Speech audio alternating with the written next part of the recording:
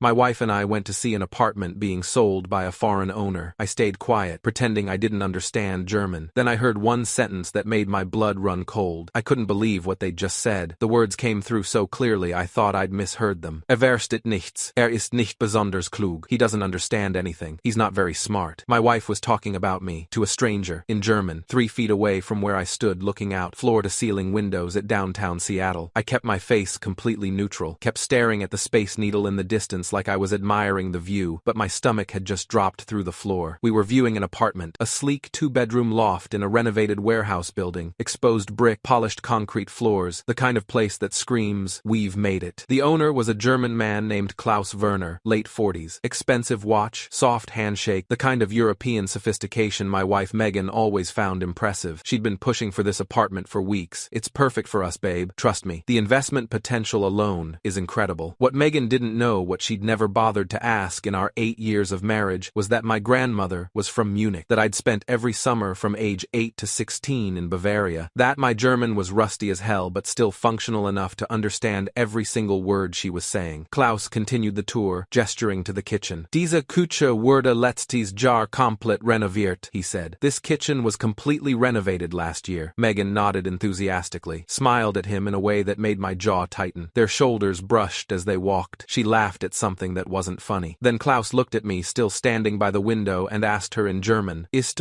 immer so still? Is he always this quiet?" Megan glanced back at me, smiled, turned back to Klaus and said in perfect German, Versteht nichts. Ist nicht besonders klug. He doesn't understand anything. He's not very smart." Klaus chuckled, a knowing, conspiratorial laugh. "Und das Geld? And the money?" My hands were shaking. I shoved them in my pockets. "Alles auf meinem Namen," Megan said. "Everything's in my name. Unterschreibt, was ich ihm sage. Vertraut mir vollständig. He signs what I tell him. He trusts me completely." I turned slightly, looked at them both, smiled like I was just happy to be there, like I hadn't understood a word. Klaus nodded slowly. "Clever. Hat keine Ahnung," she said. "He has no idea. Ich hab seit Monaten Geld verschoben. Diese Wohnung wird nur auf meinen Namen sein. Es ist perfekt. I've been moving money for months. This apartment will only be in my name. It's perfect." "Fühlen Sie sich nicht schlecht?" Klaus asked. "Don't you feel bad?" Megan paused, then laughed. A light, casual laugh I'd heard 1,000 times. "Warum sollte ich? Why should I?" I walked over to them, put my arm around Megan's waist, felt her lean into me. "This place is amazing," I said in English. "What do you think, babe?" "I love it," she said, kissing my cheek. "I think this is the one." Klaus extended his hand to me. I shook it. Firm grip this time. "I think you two will be very happy here," he said in English. His accent was thick but clear. "Your wife has excellent taste." "She does," I said, looked right at her. "I trust her completely." We left 20 minutes later, walked to the car in silence. Megan was texting someone, probably Klaus, finalizing details I wasn't supposed to understand. When we got in, she reached over and squeezed my hand. "I really think this is perfect for us," she said. "A fresh start, new chapter." "Yeah," I said, starting the engine. "I think so too." That night, I couldn't sleep. I lay next to her in the dark, listening to her breathing, replaying every word. Not very smart. Signs what I tell him. Everything in my name. I've been moving money for months. 8 years. We'd been married 8 years. Together for 10. Met at a friend's wedding. She was a pharmaceutical sales rep. I was an aerospace engineer at Boeing. She made good money. I made great money. We'd always been comfortable. Never fought about finances. Had a joint checking account, joint savings. Both our names on the mortgage for our house in Bellevue. Or so I thought. At 3:47 a.m., I got up, went to my office, opened my laptop, started going through our bank statements. The joint checking looked normal. Paychecks in, bills out, nothing unusual. The joint savings had about $40,000, also normal. But when I looked at the transaction history more carefully, I saw something strange. Regular transfers out. 5,000 here, 8,000 there, 10,000. Always to an account ending in 7,392. I didn't recognize that account. I tried logging into our investment accounts. The password had been changed. I tried the password reset. It sent a code to an email address I didn't recognize, some Gmail account that wasn't mine or Megan's usual email. My hands started shaking again. I spent the rest of the night searching. Credit cards I didn't know we had. Bank statements with addresses I didn't recognize. By the time the sun came up, I'd found traces of at least 4 accounts I'd never seen before. All opened in the last 18 months. All in Megan's name only. When Megan woke up at 7:15, I was already showered and dressed, making coffee like everything was normal. "Morning, babe," she said, kissing my cheek. "You're up early. Couldn't sleep. Excited about the apartment." She smiled. "Me too. I'm meeting with Klaus this afternoon to discuss the offer. Want to come?" "Can't. Big meeting at work, but you handle it. You're better at this stuff anyway." "You sure?" "Absolutely. I trust you." Those words tasted like ash in my mouth. mouth. I'd been married to Megan for 8 years, and I couldn't pinpoint exactly when things had changed. We'd had a good relationship, or so I thought. We went on date nights, took vacations, had sex regularly, not as often as the beginning, but that was normal, right? Everyone said marriage took work, that the spark fades, that you have to choose each other every day. I'd been choosing her every day. Apparently, she'd been choosing herself. Looking back now, there were signs. I just hadn't wanted to see them. About 2 years ago, Megan had started traveling more for work, regional conferences, training seminars, sometimes gone 3 or 4 days at a time. She'd come home exhausted, complaining about boring presentations and hotel food. I'd believed her because why wouldn't I? Around the same time, she'd started dressing differently, better, more expensive clothes. When I asked about it, she said her company had raised their dress code standards. Made sense. She worked in pharmaceutical sales, appearances mattered. She'd also started going to the gym more, hired a personal trainer, got her hair done every 6 weeks instead of every 3 months. I'd complimented her, told her she looked great, never suspected a thing. About a year ago, she'd suggested we simplify our finances, said it was silly for us both to be managing different accounts, said she'd taken a financial planning course through work and wanted to optimize our investments. I'd thought it was great. Megan handling the money meant I had more time for my projects. I'd signed whatever she'd put in front of me. Power of attorney forms, account authorization forms, investment restructuring paperwork, she'd called it. I'd trusted her completely. 6 months ago, she'd started talking about buying an investment property, said real estate was the smart move, that we should diversify. I'd agreed, told her to find something good. Never looked at the actual paperwork. 3 months ago, she'd come home excited about meeting Klaus at an industry mixer, said he was selling his apartment because he was moving back to Berlin, said it was an incredible opportunity, under market value, perfect timing. I'd said great, whatever she thought was best. I was an engineer. I believed in data, in systems, in logic. I designed components for commercial aircraft. My work had to be precise, methodical, error-free. But in my personal life, I'd been flying blind. At 9 a.m., I called in sick to work. Then I Googled divorce attorney Seattle and started making calls. The third attorney I spoke to was a woman named Patricia Eng, 47 years old, partner at Eng and Associates, specialized in high-asset divorces. She had a calm, no-nonsense voice that made me feel slightly less like I was drowning. "Tell me what's going on," she said. I told her everything. The apartment viewing, the German conversation, the accounts I'd discovered. She listened without interrupting. When I finished, she said, "First, I'm sorry you're going through this. Second, we need proof. Recordings, bank statements, anything documentary. Third, don't let her know you know. Not yet. The element of surprise is valuable. How do I get proof? Do you have access to any of the accounts?" "No." She changed all the passwords. "Do you have any financial statements? Old mail? Tax returns?" "Tax returns. Yeah, I signed them, but I didn't really review them closely. She always handled that. Get me copies. I'm also going to recommend you hire a forensic accountant, someone who can trace where your money went. My firm works with several. I'll send you names." "How much is this going to cost?" "My retainer is $10,000. The forensic accountant will probably be another $8,000 to $15,000, depending on complexity. But if your wife has been systematically stealing from you and from what you're describing, that's what this is. We can pursue criminal charges in addition to divorce proceedings. You may recoup everything." I felt something shift in my chest, not quite relief, more like grim determination. "Let's do it." Patricia emailed me 3 names. I called the first one Marcus Chen, CPA, CFE, 23 years in forensic accounting, former FBI financial crimes investigator. His rate was $350 an hour. I hired him on the spot. "I need everything you can get me," I told him. "Bank records, credit card statements, property records, everything. I need to know exactly how much she took and where it went. I'll need your authorization to access accounts, tax returns, anything you have. You'll have it by end of day." The next 3 weeks were the hardest of my life. I went to work every day, came home every night, made dinner with Megan, watched TV, had conversations about nothing, made love twice. I felt sick afterward both times. She talked constantly about the apartment, about how the paperwork was moving forward, about how Klaus had agreed to her offer $780,000 for a place probably worth $850,000, about how this was such a smart investment for us. Every time she said us, I wanted to scream. I started recording our conversations, bought a small digital recorder, kept it in my pocket, documented everything, times, dates, what she said about the apartment, about our finances, about our future. Marcus worked fast. Within 2 weeks, he had a preliminary report. We met at his office in downtown Seattle, a glass tower with a view of Elliott Bay. He laid out printed documents across his conference table, bank statements, account opening forms, wire transfer records, property purchase agreements. "Okay," he said, "here's what I found. Your wife has opened 6 separate accounts over the past 18 months, 5 at different banks, 1 at a credit union, all in her name only." My stomach turned. "How much total?" "She's moved approximately $217,000 out of your joint accounts and into these separate accounts." The room tilted. grunted. How? Small transfers over time, nothing large enough to trigger automatic alerts. 5,000 here, 8,000 there. She'd wait a few weeks between transfers. Very methodical, very calculated. He pulled out another document. She also opened 3 credit cards, in her name only. Combined limit of about 60,000. All maxed out. What did she buy? Based on the statements? Jewelry, designer clothes, several first-class plane tickets, hotel stays, restaurants. A lot of it looks like affair spending, honestly. I closed my eyes. An affair. The travel patterns suggest it. Multiple trips to Portland over the past year, always staying at the same hotel, the Heathman, usually checking in Friday, checking out Sunday. Credit card charges at expensive restaurants nearby. Portland, I repeated numbly. Klaus was based in Portland. He'd said so during the apartment tour. Marcus pulled out another stack. Now, the apartment. The purchase agreement is in her name only. She's financing it with a $600,000 mortgage, also in her name only. The down payment of $180,000 came from one of the accounts she'd been funneling money into. My money, your money. From what I can tell, you're not on any of the paperwork for this property. You'll have no legal claim to it. Can we stop the sale? The closing is scheduled for next Friday. Once that happens, it's done. But, he slid another document toward me. I found something interesting. The tax returns you filed jointly for the past 2 years? She claimed deductions for business expenses that were actually personal expenses. Falsified charitable donations. That's tax fraud. Federal crime. I stared at the numbers, at my own signature, on the bottom of forms I'd signed without reading. What do I do? That's up to you and your attorney. But from a forensic standpoint, you have a clear paper trail of financial malfeasance. In a divorce proceeding, this would absolutely favor you. If you wanted to pursue criminal charges, you'd have grounds. And, he paused, do you still have that recording from the apartment viewing? Yeah, it's on my phone. That's direct evidence of intent to defraud. Combined with the documentary evidence, it's ironclad. I met with Patricia the next day, brought Marcus's report, brought the recording. She listened to the German conversation. She'd hired a certified translator to provide an official transcript. This is good, she said when we finished. This is very good. She's done herself no favors. What's the next step? We file. Immediately. I'll prepare divorce papers citing fraud and financial misconduct. We'll freeze all joint accounts. File for an emergency restraining order, preventing her from selling or transferring any assets. And we'll send a demand letter, requiring her to account for all funds. When? I can have everything ready by Friday. The closing is Friday. Patricia smiled. It wasn't a nice smile. Perfect timing. But I didn't want perfect timing. I wanted something else. Something that had been building in my chest since that day in the apartment. I wanted her to face what she'd done, publicly, with witnesses. There's something else I want to do, I said. I told Patricia my idea. She was quiet for a long moment. That's not legally necessary, she said finally, and it could complicate things. I don't care. I need this. Okay, but let's be smart about it. We'll still file the paperwork Friday morning, freeze the accounts, stop the sale, then you do your thing. But Alex, she looked at me seriously. Once you do this, there's no going back. Your marriage is over, permanently. It was over the moment she called me stupid and started stealing my money. Fair enough. Megan's parents were celebrating their 40th wedding anniversary on Saturday night. Big party at a rented hall in Kirkland. The whole family would be there. Her 2 brothers, her sister, aunts, uncles, cousins, her 90-year-old grandmother, plus family, friends, neighbors, her parents' church group, probably 70 or 80 people total. Megan had been talking about it for months, had bought a new dress, had helped plan the menu, was giving a toast. I'd RSVP'd, yes, said I wouldn't miss it for the world. Friday morning, Patricia filed the divorce papers with King County Superior Court, filed the emergency motion to freeze assets, had a process server deliver everything to Megan at her office at 11 a.m. She called me at 11:17. I was in a meeting, a real one this time. I let it go to voicemail. She called 6 more times, left 4 voicemails, each one more frantic than the last. Alex, what the hell is this? Call me. This is insane. You can't just freeze our accounts. Call me back. The closing is supposed to be today. What are you doing? Call me. Fine. Don't call. I'm coming home. We're going to talk about this, like adults. I texted Patricia. She's freaking out. Patricia, good. Don't engage. Don't answer calls. Don't go home. Can you stay somewhere else tonight? Me. Already planned. Staying at my brother's. I'd told my younger brother Ryan everything 2 days ago. He'd been furious. Wanted to confront Megan himself. I'd made him promise to wait. I need you to trust me on this, I'd said. Tomorrow. It'll all be tomorrow. Friday evening, I got a text from Megan. We need to talk before tomorrow. This is ridiculous. I'm not going to my parents' party if we're fighting. I responded, we're not fighting. See you tomorrow. Looking forward to celebrating your parents. She didn't respond. Saturday afternoon, I got ready. Wore my good suit. The charcoal one Megan had picked out for me 3 years ago. Took my time with my hair. Splashed on cologne. Ryan drove me to the hall. You sure about this? He asked. Never been more sure of anything. The party started at 6 p.m. I arrived at 6:45. The hall was decorated beautifully. White tablecloths, flower centerpieces, a slideshow of Megan's parents parents through the years playing on a screen. A string quartet in the corner, open bar, fancy catering. Megan was already there, saw me walk in. Her face was pale. Makeup couldn't hide the dark circles under her eyes. She rushed over. We need to talk. Now. Outside. Later, I said. It's your parents' night. Let's celebrate them first. Alex, you can't just… Megan, I smiled, took her hand. Not here, not now. After the toast, she searched my face, looking for anger, seeing only calm. It confused her, made her uncertain. Fine, she said. After. Dinner was served at 7:15. Salmon and filet mignon. I sat next to Megan at the family table, made small talk with her brothers, complimented her mother's dress, shook her father's hand. They had no idea, none of them. At 8 p.m., the speeches started. Megan's older brother went first, told funny stories about growing up. Her sister went next, got tearful talking about their parents' example of lasting love. Then, it was Megan's turn. She stood up, clinked her glass with a fork. The room went quiet. To my parents, she began. Her voice shook slightly. She glanced at me. I smiled encouragingly. To 40 years of love and trust and partnership, you taught us what commitment looks like, what it means to choose each other every single day, to build a life together based on honesty and respect. And I stood up next to her. The room shifted. People looked confused. This wasn't planned. Actually, I said, I have something I'd like to share too. Megan's face went white. Alex, what are you? I learned something really interesting last month. I pulled out my phone. At an apartment viewing. You remember that, right, babe? The loft downtown? With Klaus? Her hand went to her throat. Not here. Not now. See? Megan thought I didn't speak German. I opened the voice recording app on my phone, connected it to the hall's speaker system. I'd asked the AV guy earlier, said I had a special anniversary message for Megan's parents. He'd set it up without question. But my grandmother was from Munich. I spent every summer there as a kid. I looked around the room, at her family, at her parents. So when Megan started speaking German with Klaus, I understood every word. Megan grabbed my arm. Don't, please. I pressed play. Klaus's voice filled the hall. Ist immer so still. Then Megan's voice, clear as crystal. Versteht nichts. Ist nicht besonders klug. The room was dead silent. Some people looked confused. Her brother's wife, German immigrant, covered her mouth. The recording continued. Und das Geld, alles auf meinem Namen. Unterschreibt, was ich ihm sage. Vertraut mir vollständig. Megan was crying now, trying to grab my phone. I held it away from her. The recording played Klaus, asking if she felt bad. Then Megan's laugh. Warum sollte ich? I stopped the recording. For those of you who don't speak German, I said, looking directly at her parents. My wife just called me stupid, said I don't understand anything. Then, she explained how she's been stealing money from me for months, moving it into accounts with only her name, using it to buy an apartment with only her name. She said I sign whatever she tells me to because I trust her completely. You could hear a pin drop. I pulled out the folder I'd brought. Marcus's forensic accounting report, bank statements, account opening documents, wire transfer records, the apartment purchase agreement with only Megan's name, tax returns with falsified deductions. I walked to her parents' table, set it down in front of them. $217,000. I said, that's what 8 years of trust looks like. That's what your daughter stole from me while I was working 60-hour weeks, thinking we were building a life together. Megan's mother picked up the papers with shaking hands. Her father's champagne glass had frozen halfway to his lips. Her brother Mike stood up. Megan, what the fuck? It's not, she started. You don't understand. I understand perfectly, I said, looked at her one last time. Ich bin nicht so dumm wie du dachtest. I'm not as stupid as you thought. The room erupted. Her mother was crying. Her father was flipping through papers, his face getting redder by the second. Her siblings were all talking at once. Megan was sobbing, trying to explain, words tumbling over each other. I walked toward the door. Her father's voice stopped me. Where are you going? I turned back. Home, to my house. The one with both our names on the mortgage. The one she hasn't managed to steal yet. And Megan? Megan has a court date Monday morning. She can explain to a judge why she committed fraud and tax evasion. She can explain to the IRS why she falsified charitable donations on our joint tax returns. She can explain to her employer why she's been using company conferences as cover for an affair. Megan's head snapped up. How did you… The Heathman Hotel in Portland. You stayed there 18 times in the past year. Always the same weekend Klaus was in town. I have the credit card statements. The hotel has security footage. Your husband is an engineer, Megan. We're good at finding evidence. Her father stood up, walked over to her. His face was granite. Megan, sit down. We need to talk. Those were the last words I heard as I walked out of that hall. In the parking lot, Ryan was waiting in his car. I got in. He looked at me. How do you feel? I thought about it. Empty, but clean. He drove me to his place. I stayed there that night. Didn't sleep much. Kept replaying it in my head. Her face, her family's faces. The moment everyone realized who she really was. Sunday morning, Patricia called. I heard what happened. Creative, risky, but effective. What now? Now we proceed with the divorce. Given the fraud and the public spectacle, I doubt she'll contest anything. We'll get a favorable settlement. You'll get your money back. She'll be lucky if she doesn't face criminal charges. Will she? That's up to the DA. I've forwarded forwarded all evidence to the prosecutor's office. Tax fraud is federal, though. The IRS will definitely be interested. Monday morning, I went back to work, told my boss I'd been dealing with a family emergency. He didn't ask questions. That afternoon, I got a call from an unknown number. Against my better judgment, I answered. Alex, Megan's voice, hoarse, broken. Please, we need to talk. We have nothing to talk about. I'm sorry. I'm so sorry. I made terrible choices. I can fix this. You called me stupid. You stole over $200,000 from me. You committed fraud. You had an affair. What exactly are you going to fix, Megan? I didn't mean the German thing. I was just Klaus was being pushy, and I was showing off, trying to. You weren't showing off. You were being honest. You thought I was too stupid to catch you, and you almost got away with it. The money was supposed to be an investment for both of us. The apartment was going to be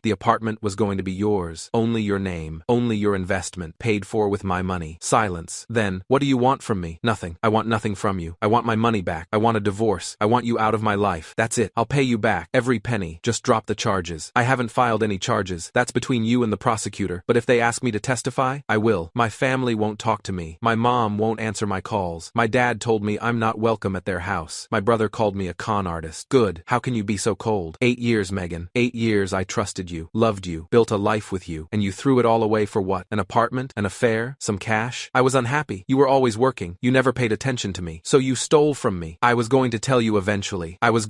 You called me stupid. That wasn't an accident. That wasn't showing off. That's what you really think of me. She started crying. I hung up. The divorce took 4 months. Megan didn't contest anything. She couldn't. The evidence was overwhelming. Patricia got me everything. Half the house, equity, all my retirement accounts, repayment of the $217,000 she'd stolen, plus interest and legal fees. Total settlement $384,000. The apartment sale fell through. Klaus, apparently, wanted nothing to do with the situation once it became a legal mess. Megan lost her down payment, my $180,000 in the cancellation penalties. She also lost her job. Her company found out about the falsified business expenses and terminated her for cause. No severance, no references. The IRS audited our last 3 years of returns. She had to pay back $47,000 in fraudulent deductions plus penalties and interest. Total bill, $73,000. The credit cards she'd maxed out, all her responsibility in the divorce. She filed for bankruptcy 6 months later. I heard through Ryan, who heard through Megan's brother, that she moved back in with her parents temporarily. They made her go to therapy, made her get a job at a call center, made her pay rent. Klaus, apparently, had been married the whole time. His wife found out about the affair. She divorced him and took half of everything, including his business. As for me, I stayed in Seattle, kept my job, kept the house, dated a little but nothing serious, spent time with Ryan and his family, went to therapy myself. Dr. Sarah Chen, trauma specialist, helped me process the betrayal and rebuild my ability to trust. A year later, I met someone, Jennifer. She's a high school German teacher. We met at a coffee shop when I overheard her speaking German on the phone to her mother in Stuttgart. When she found out I spoke German, she laughed. How good is it? Good enough to understand when someone's calling me stupid. I told her the whole story. She listened without judgment. At the end, she said, anyone who calls their partner stupid isn't worth the partnership. We've been together 8 months now. It's different, slower, more careful, but also more honest. We talk about money, about expectations, about fears. Last week, she asked me about marriage, if I'd ever want to try again. Maybe, I said, someday, with the right person. What would make them the right person? Someone who thinks I'm smart enough to deserve the truth. She smiled, took my hand, said something in German. Was bedeutet das? I asked. What does that mean? Du bist mehr als klug genug, she said. Du bist bemerkenswert. You're more than smart enough. You're remarkable. I learned something in that apartment with Klaus and Megan. I learned that the worst betrayals don't come from strangers. They come from the people who know you well enough to know exactly how to destroy you. But I also learned that underestimating someone is a gift, because the moment they realize you're not who they thought you were, the game is over. And you've already won.